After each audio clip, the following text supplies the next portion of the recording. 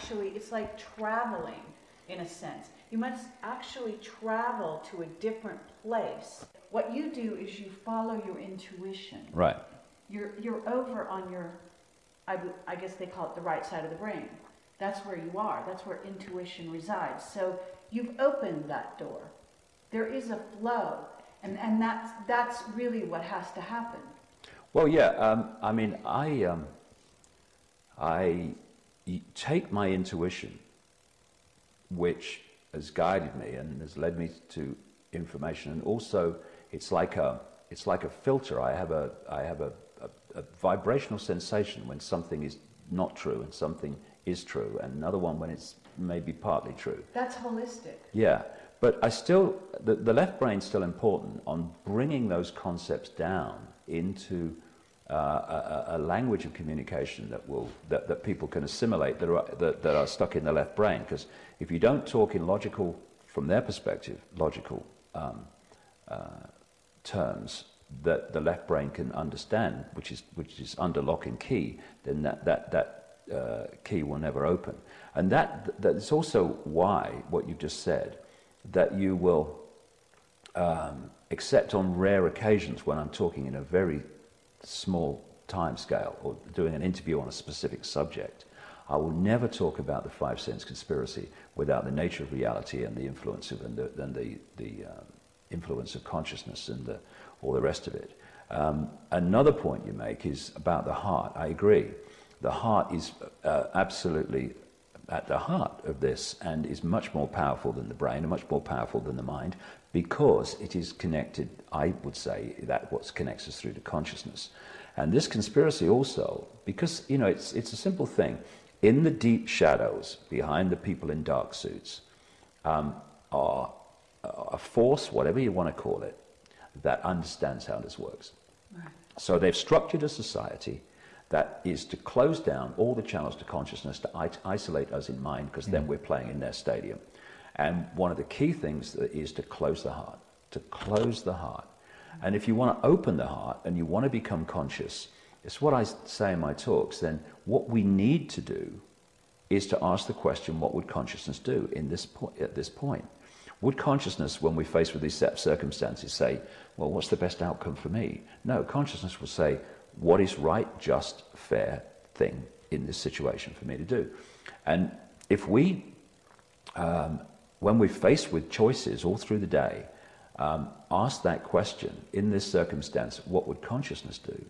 And act upon it, crucially, then everything changes. And our life changes. Why?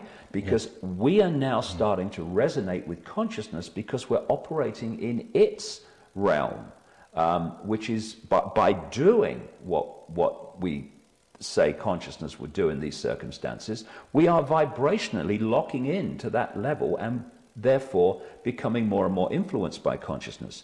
When we say, well, yeah, well, I never see that, but I mean, it's not good for me if I do what's right in the situation. I must do what's right for me. That's mind, so that's locking you into mind. You know, this thing about becoming conscious, I see it so often all over the world. I mean, I was in India just before Christmas, and, you know, good luck to them, but they make it sound so complicated. And you know, a lot of the complication, I see this with New Age people that stand on stages and do workshops, not all of them, of course, but I see it with gurus in India and stuff like that. Not all of them, again, but vast numbers of them. The complexity says two things. One, they don't really understand it, because if you really understand something, you can put it in simple language. I'd agree with This that. is why you get academia repeating jargon, and you say, look, I'm an idiot, mate, okay? I never passed an exam in my life. I left school at 15 to be a professional soccer player. You're going to have to put it in language I can understand. They can't, because they don't really understand it. They're just repeating jargon.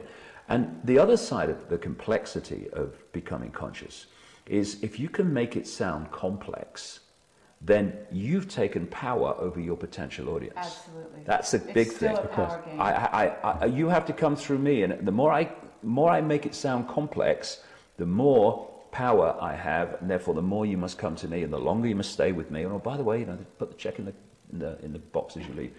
And yet it is so simple. This is the point I would make. People talk about we must become conscious. It's a line. We are conscious. That is our natural state. What's happened is barriers that we have been manipulated, and we must take responsibility for it too, big time, have put in place, have symbolically created a concrete shell around our natural state. And this concrete shell of all the things that control people, fear and stress and conflict and seeking success and competition and all this stuff. It's not that we have to become conscious. We are conscious. It's like breaking that shell. And that shell is mind domination. It's like the lie that's in language. Like the lie that's in language when people say, my spirit, my soul, and I'm hungry. It's like, wait a minute, this is the wrong way around here. I have a body, and my body is hungry, and my body is tired, and I am a soul, and I am a spirit. But language, which is a product of the mind in the first place, because we don't think we don't talk how we think how we talk, and language is one of the ways in which we're programmed to think. Massive way, massive. As George Orwell pointed out in 1984. Programming the computer. Yeah. But what are words? They're vibrational fields. So again, even the words that program us are actually coming in at a vibrational level, a waveform level, and they're only decoded into language when they pass through the brain construct. So everything gets in, that plays out here, gets in at a vibrational level. That's why we need to get to that level of ourselves and clear ourselves out, because that's where all the patterns are put in. And I use this analogy in my talks that a ball, its natural place in a tank of water is on the top, just floating away, the natural state, free going like. If you want to put the ball in a natural state in the tank, you've got to put it on the bottom of the tank, and you've got to hold it there. You can't put it there and it'll stay there, because it's not its natural state. Its natural state is floating on the top. Our natural state is being conscious. So what the manipulation has had to do is, and this says something about the true scale of who we are. It has had to bombard us with so many multi-level systems of control, diversion, and manufactured ignorance to symbolically hold the ball on the bottom. And it hasn't succeeded with... Mounting. Say again? They're mounting. Yeah. These systems of control. That's what the move towards, a fascist state and a world government is all about. I actually heard an interview with you in which you talked about that fact. The fact that we are, to use your analogy, which is a very good one, we are consciousness, and as that ball, we are moving as a group towards the surface of the water. We're actually getting out of their grasp. Right. As that happens, they're intensifying their game to want to keep that ball down. And so that's why the stakes are rising on both sides. Couldn't agree more. And what's going to happen is, look at the natural, even the metaphor is perfect. Because what's going to happen ultimately? The water and the ball are going to win. Okay?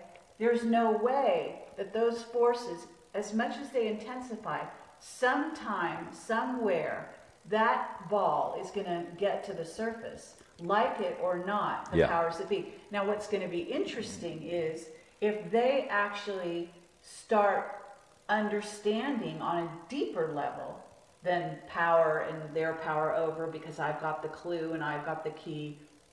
That's what the Illuminati, that's what they think. They think if you don't get it, then we can hold you down.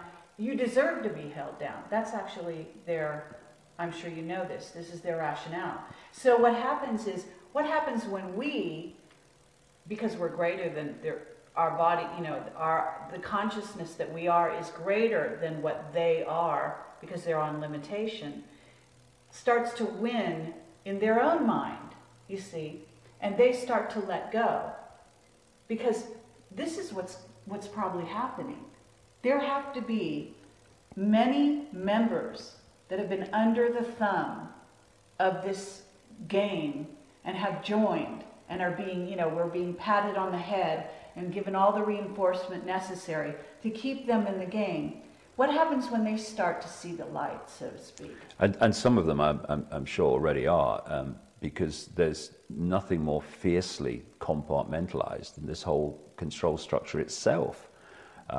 There's so many people within the control structure, right down into mainstream society, that are daily contributing to this gathering fascist global state, who have no idea of the true implications of it, or as they go up higher and higher, have been misled about the nature of themselves, reality, and the force behind it. So the nature of the chaos and the destruction will actually work in the favor of releasing the ball, because what happens is during chaos you can change sides.